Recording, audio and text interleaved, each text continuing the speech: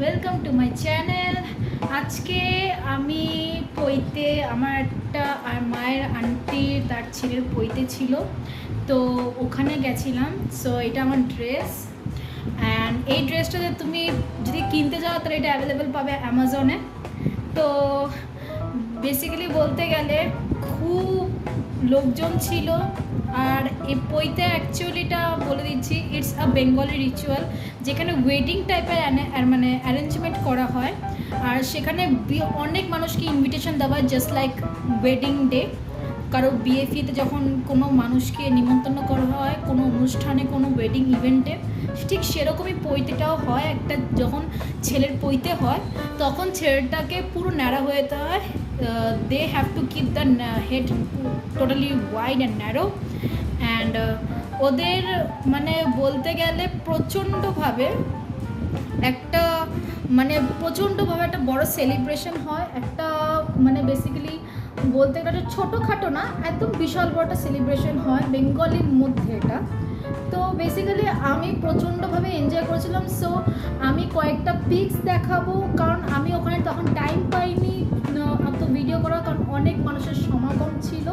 So আমি ওখানে কয়েকটা ছবি তুলেছি, আর একটা ছোট্ট বাচ্চার মেয়ের আমি ফটোর মধ্যে ভয়েস রেকর্ডিং করবো। সো তোমরা কিন্তু দেখতে থাকবে আর আমার সাথে জড়িয়ে থাকবে। Bye bye.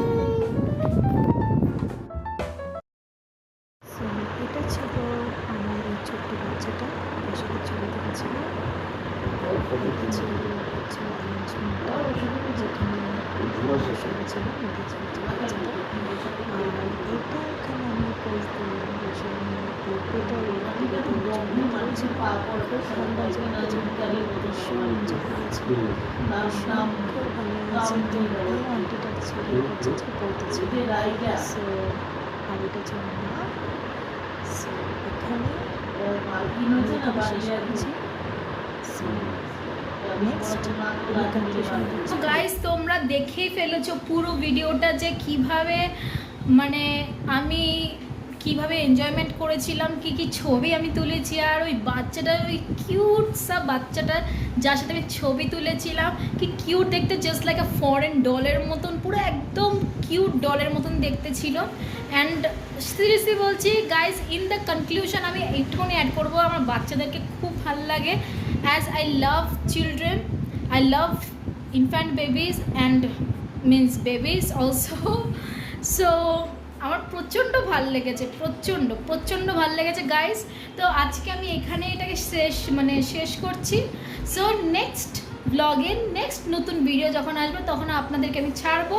এই কদিন আমি ছাড়তে পারিনি বিকজ আমার শরীরটা একটু ঠিক ছিল না, বাট অ্যাজ ইউজুয়াল যখন ঠিক হচ্ছে ততদিন আমি ব্লগটা বানানোর চেষ্টা করছি, ট্রাই করছি নতুন নতুন ব্লগ নিয়ে আসার।